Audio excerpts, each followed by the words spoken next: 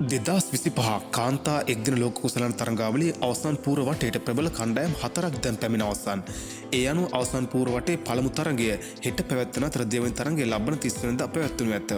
කෙසේ හෝ මේ තරඟාවලියේදී ශ්‍රී ලංකා කාන්තා කණ්ඩායමට හිමි වුණේ 5 වෙනි ස්ථානයයි. ඉතින් ඒ අනුව හෙට පැවැත්වෙන අවසන් පූර්ව වටේ පළමු තරඟය එංගලන්ත කාන්තා කණ්ඩායම හා දකුණු අප්‍රිකා කාන්තා කණ්ඩායම සමග ගුවහාටීහිදී පැවැත්වෙන අතර මෙම තරඟයේ තරඟ තීරකවරිය ලෙස GS ලක්ෂ්මී කටයුතු කිරීමට නියමිත බවට වාර්තා වෙනවා.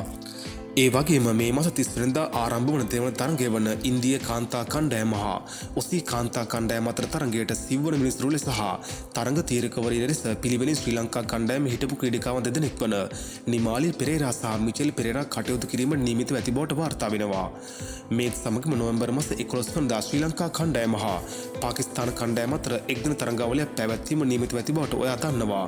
ඉන් අනතුරුව පාකිස්තානය ශ්‍රී ලංකා කණ්ඩායම හා සිම්බාබ්වේ කණ්ඩායම අතර තුන්කොන් 20 තරඟාවලිය නොවැම්බර් මාස 17 වෙනිදා ආරම්භ වීමට නියමිතව ඇති බවටත් ඔයා දන්න කරුණක්. කෙසේ හෝ 20 තරඟාවලිය සඳහා ශ්‍රී ලංකා කණ්ඩායමේ උපනායක තනතුර හිටපු නායක දර්ශන ශානකට ලබා දීමට කටයුතු කර ඇති බවටත් ඊයේ වාර්තා වුණා. කෙසේ හෝ මේ සමගම මෙම තරඟාවලිය සඳහා යන ශ්‍රී ලංකා සංචිතය ගැන ශ්‍රී ලංකා කණ්ඩායමේ ප්‍රධාන පුහුණුකරුවන් සනත් ජයසූරිය මහතා කතා කර තිබුණා. ඒ අනුව ඔහු කීවේ මෙම සංචිතය සඳහා අත්දැකීම් සහිත ජ්‍යෙෂ්ඨ ක්‍රීඩකයන් නම් කර ඇති බවටයි. පාකිස්තානයේදී පැවැත්වෙන තුන්කොන් තරඟාවලියට සහ එක්දින තරඟාවලියට නම් කර ඇති ශ්‍රී ලංකා සංචිතය අත්දැකීම් ඇති ජ්‍යෙෂ්ඨ ක්‍රීඩකයන්ගෙන් සහ තරුණ ක්‍රීඩකයන්ගේ යුතු මිශ්‍ර කණ්ඩායමක් වනු ඇත.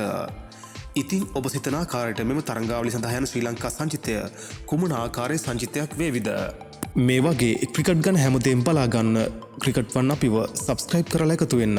මේ වීඩියෝ එක හොඳයි නම් ලයික් කරලා යාළුවන්ටත් බලන්න ෂෙයා කරන්න.